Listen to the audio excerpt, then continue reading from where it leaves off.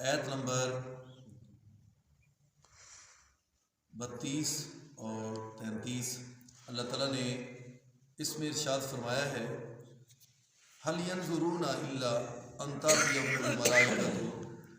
نبی علیہ الصلوۃ والسلام نے مکہ مکرمہ میں قریش مکہ کو ہر لحاظ سے سمجھانے کی کوشش کی، لیکن وہ کسی بھی طریقے سے آپ کو نبی ماننے کے لیے تیار نہیں تھے، مخالفت کی اور ہدایت سے دور رہے، حق کو ٹھکرایا، وحی کو نہ مانا۔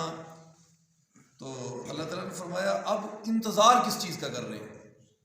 هل ينظرون الا ان تأتيهم الملائکۃ، کہ ان کے پاس فرشتے آ جائیں، او یأتی امر ربک، یا اللہ تعالیٰ کا ان کے پاس کوئی فیصلہ آ جائے۔ کذالک فعل الذین من قبلہم، اے میرے نبی صلی اللہ علیہ وسلم آپ پریشان نہ ہوں، آپ کے اوپر بات پہنچانا ہے، وما علینا الا البلاغ المبین، آپ بات پہنچا دیں، ہدایت تو میرے اختیار میں ہے، یہ آپ پریشان نہ ہوں۔ آپ سے جو پہلے انبیاء تھے ان کے جو پیرو لوگ تھے انہوں نے بھی ایسے ہی کیا تھا، اور اس کی تشریح اللہ تعالیٰ نے قرآن پاک ایک آیت کی دوسرے مقام، دوسرے تیسرے چوتھے مختلف مقامات پہ تشریح کرتا ہے۔ اور اسی طرح اللہ تعالیٰ نے سورہ الفجر میں فرمایا وَجَاءَ رَبُّكَ وَالْمَلَكُ صَفًّا صَفًّا وَجِيءَ يَوْمَئِذٍ بِجَهَنَّمَ يَوْمَئِذٍ يَتَذَكَّرُ الْإِنسَانُ وَأَنَّ لَهُ الذِّكْرَىٰ، یعنی کہ جب قیامت کا دن ہوگا تو اس دن جب وہ دن آ جائے گا، پھر اس دن کا آ جانا ان کی ناکامی ہے، پھر پچھتانے کا کیا فائدہ۔ جب فرشتے اتریں گے تو اس دن کہے گا کہ اب تو میں نصیحت کو لینا چاہتا ہوں، تو ایسی نصیحت کا کوئی فائدہ نہیں، ایسا ماننا کوئی ماننا نہیں۔ جیسے آخری وقت میں فرعون نے کہا تھا کہ میں اب ایمان لایا ہوں، انی آمنت برب موسیٰ وہارون، لیکن اس کا ایمان لانا اللہ تعالیٰ نے فرمایا الآن، اب ایمان لائے ہو۔ لہذا جب انسان کو فرشتہ موت نظر آ جائے اس وقت کا ایمان لانے کا کوئی فائدہ نہیں۔ اور یہ بھی کہتے ہیں کہ ہمارے پاس فرشتے آئے، یا اللہ کو کوئی بار بار کہتے ہیں اب عذاب آ جائے گا، تو عذاب کیوں نہیں لے کے آتا؟ اور اسی طرح ایک دن ابو جہل نے بیت اللہ کا غلاف پکڑا اور کیا کہنے لگا اللہم ان کان ھذا ھو الحق من عندک فامطر علینا حجارۃ، اے اللہ اگر یہ تیرا نبی سچا ہے اور تو جو نازل کر رہا ہے یہ حق ہے بالکل، تو پھر ہم پہ پتھروں کی بارش نازل کر دے، ہم نے نہیں مانا۔ ابھی تینا بعذاب علیم، یا کوئی دردناک عذاب۔ ما کان اللہ معذبہم وانت فیہم، اے میرے حبیب صلی اللہ علیہ وسلم جہاں آپ موجود ہوں وہم یستغفرون، اور آپ کے صحابہ اٹھ کر رات کے آخری پہر میں وہ اللہ سے استغفار کرتے ہیں، نماز تہجد میں مصروف ہیں۔ صحابہ ایک ایک رکعت میں کافی پارے قرآن پڑھ جاتے تھے تہجد سے پہلے، تہجد کے وقت، رات کے آخری پہر میں، فجر سے پہلے۔ تو لہذا اللہ نے فرمایا آپ جدھر موجود ہوں، صحابہ جیسی شخصیات موجود ہوں، تو ادھر اللہ کبھی عذاب نازل نہیں کرے۔ تو پتہ یہ چلا کہ انہوں نے تو ہر لحاظ سے آپ کو پریشان کیا، اور نبی علیہ الصلوۃ والسلام پھر بھی چاہتے ہیں کہ یہ مسلمان ہو جائے، کسی طریقے سے یہ مان لے، لیکن اللہ تعالیٰ نے فرمایا انک لا تہدی من احببت ولکن اللہ یہدی من یشاء، آپ کے ہاتھ میں ہدایت نہیں، ہدایت دینا میرا کام ہے، آپ کا کام ہے بس بات کو پہنچا دینا۔ کذالک فعل الذین من قبلہم وما ظلمہم اللہ ولکن کانوا انفسہم یظلمون، جو پہلے لوگ تھے ان کا بھی یہی وتیرہ تھا، اور اللہ تعالیٰ ان پہ ظلم نہیں کرتا، یہ خود ہی اپنی جانوں پہ ظلم کرنے لگا۔ جو نہیں مانتا وہ اپنی جان پہ ظلم کر رہا ہے، جو زیادتی کرتا ہے وہ اپنے آپ کا نقصان کرتا ہے، کسی کا کوئی نقصان نہیں کرتا۔ ساری کائنات بھی فرما بردار ہو جائے تو اللہ کی بادشاہت میں کچھ زیادہ نہیں کر سکتے، اگر سارے نافرمان ہو جائیں تو اللہ کی بادشاہت میں کچھ کمی نہیں کر سکتے۔ اللہ کو کیا فرق ہے؟ فرق تو انسان کو ہے کہ اگر ناکام ہوگا تو جہنم میں جائے گا، اگر کامیاب ہوگا تو جنت اس کا انتظار کر رہی ہے۔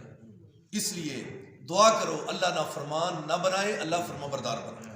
یہ پہلی قوموں کی حالات و واقعات اللہ نے کس لیے بیان کی؟ اسی لیے تاکہ تم نصیحت حاصل کرو۔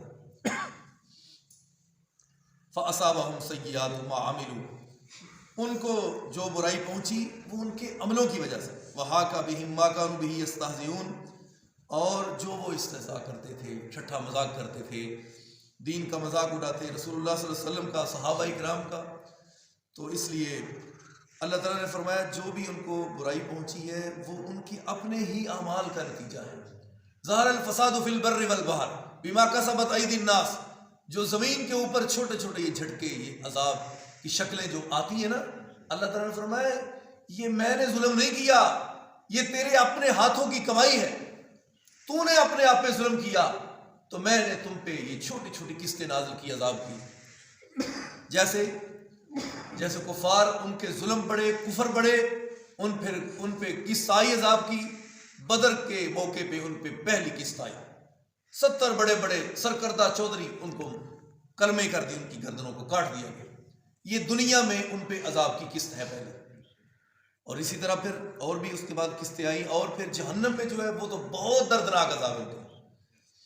اس لیے یہ اللہ تعالیٰ نے اس لیے بیان کیا ہے تاکہ ہم عبرت حاصل کریں۔ وَقَالَ الَّذِينَ أَشْرَكُوا لَوْ شَاءَ اللَّهُ مَا عَبَدْنَا مِن دُونِهِ، تو مشرک کہتے ہیں اگر اللہ چاہتا تو ہم اللہ کے علاوہ کسی اور کی عبادت نہ کرتے، یعنی ان کا یہ ذہن ہے جو ہم کر رہے ہیں یہ اللہ کی مرضی ہے، استغفر اللہ نعوذ باللہ، اللہ کی مرضی نہیں۔ اللہ تعالیٰ نے انبیاء بھیجے، انہوں نے سیدھے راستے بتائے بھی یہ شرک ہے، یہ صراط مستقیم ہے، یہ انبیاء کی پہلی مثالیں، اور ان کا سمجھانا ہر لحاظ سے، ان کا کس طریقے سے انبیاء نے نہیں سمجھایا، کس طریقے۔ جب نمرود نے کہا کہ میں رب ہوں تو حضرت ابراہیم علیہ السلام نے سمجھانے کی تو انتہا کر دی، فرمایا میرا رب تو وہ ہے، ربی الذی، پہلے کہا یحیی و یمیت، قال انا احیی و امیت، قال ربی الذی یاتی بالشمس من المشرق فاتی بہا من المغرب، اگر تو ہے رب کہتا ہے اپنے آپ کو تو مغرب سے سورج چڑھا دے، مان لیتے، لیکن ناکام ہوا، ایسا شرمندہ ہوا وہ کافر بادشاہ نمرود کہ سر جھکتے جھکتے نیچے ہو گئے، فبہت الذی کفر۔ تو لہذا سمجھانے کی انتہا کر دی انبیاء نے، اور نہ ماننے والے کتنے سخت ہیں اور اپنا نقصان کر رہے ہیں، نقصان کر بھی گئے بلکہ، اور جہنم کے لیے ہمیشہ ہمیشہ ان کا چلان ہو گیا۔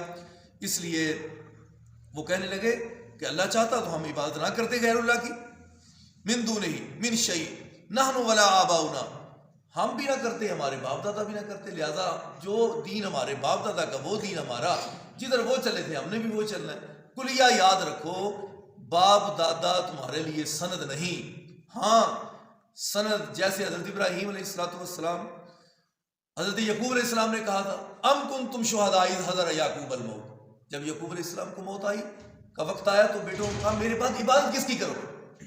کہا ابا جان آپ کے الہ کی عبادت کریں گے جو آپ کے باپ دادا کا الہ ہے، یعنی اللہ، اس کی ہم عبادت، یعنی نبی کو یہ فکر لاحق ہے کہ حالانکہ نبی کتنی عظمت والا، شان والا، اور آگے پھر ان کی تربیت یافتہ ان کی اولاد، وہ کوئی معمولی بات تو نہیں نا، تو پھر بھی پوچھ رہے ہیں کہ بھئی یہ تو مجھے بتاؤ، میں دنیا سے رخصت ہو رہا ہوں، عبادت کس کی کروں؟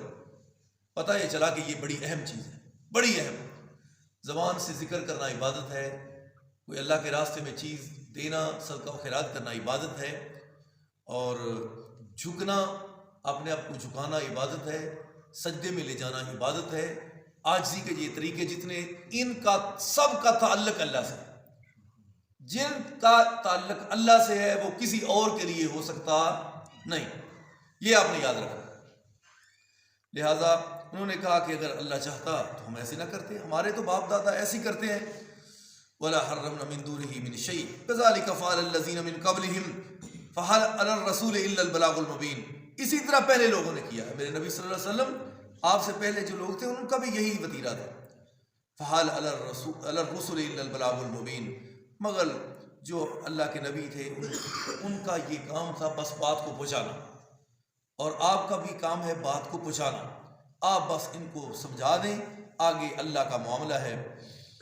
وَلَقَدْ بَعَثْنَا فِي كُلِّ أُمَّةٍ رَسُولًا، ہم ہر امت میں، ہر پہلے جو لوگ تھے ان میں اللہ تعالیٰ نے اپنا رسول بھیجا، اور اب آخری امت ہے، اس کے لیے آخری رسول ہے جناب محمد الرسول اللہ صلی اللہ علیہ وسلم، فرمایا میں نبی آخری ہوں، تم امت آخری ہو، میرے بعد کوئی نبی اس امت کے بعد امت نہیں، نبی علیہ السلام کے بعد کوئی نبی نہیں، قرآن کے بعد کوئی کتاب نہیں، اب وحی کا سلسلہ بند ہو چکا ہے، دوبارہ جبریل آج تک نبی علیہ الصلوۃ والسلام کی وحی کے بعد قیامت تک نہ آئے ہیں نہ آنا ہے۔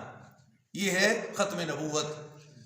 اور نبی علیہ الصلوۃ والسلام کو اللہ تعالیٰ نے فرمایا وَلَقَدْ بَعَثْنَا فِي كُلِّ أُمَّةٍ رَسُولًا أَنِ اعْبُدُوا اللَّهَ، انہوں نے یہی کہا ہر دور میں، ہر زمانے میں بھی اللہ کی بات کرنی ہے بس۔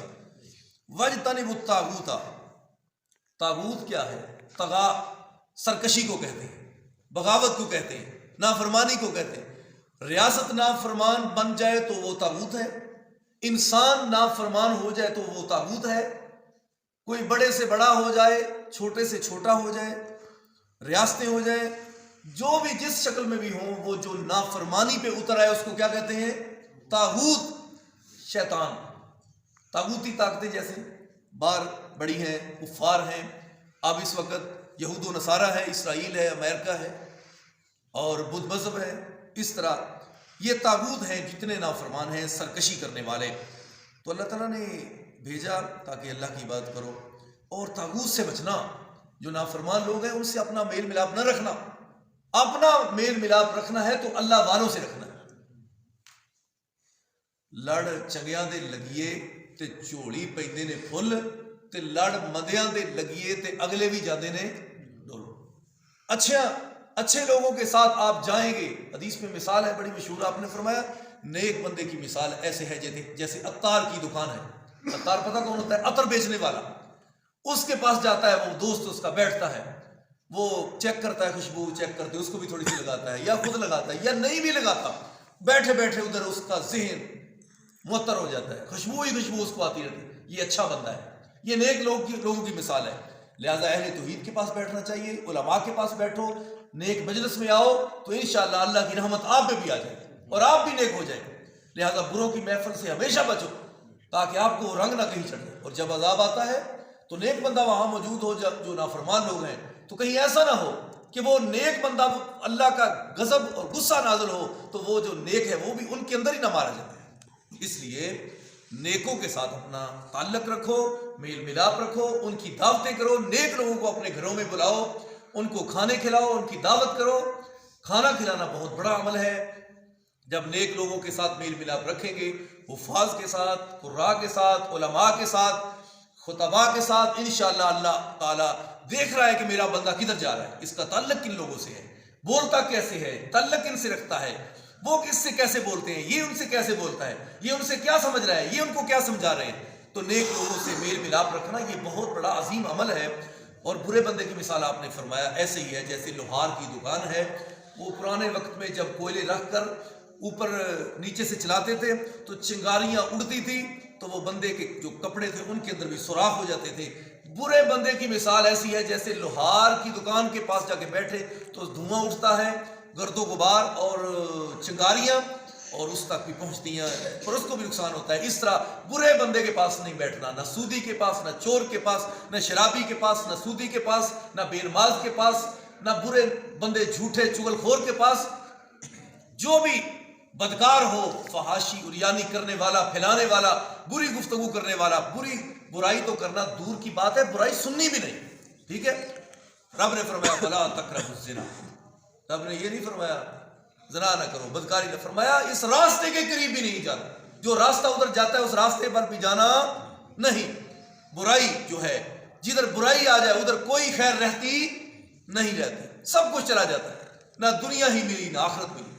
لہذا جو یہ چاہتا ہے مجھ پہ فضل آ جائے، رحمت آ جائے، رب راضی ہو جائے، فراخی ہو جائے، رزق زیادہ ہو جائے، برکت آ جائے، رب دعا قبول فرمائے، مجھے سکون مل جائے پریشانیوں سے دنیا اور آخرت کی، پھر ایک طریقہ ہے آج ہی گناہوں سے سچی توبہ کر کے اپنے رب سے تعلق ملا لے، اللہ تم پہ اپنی رحمت نشاور کر دے۔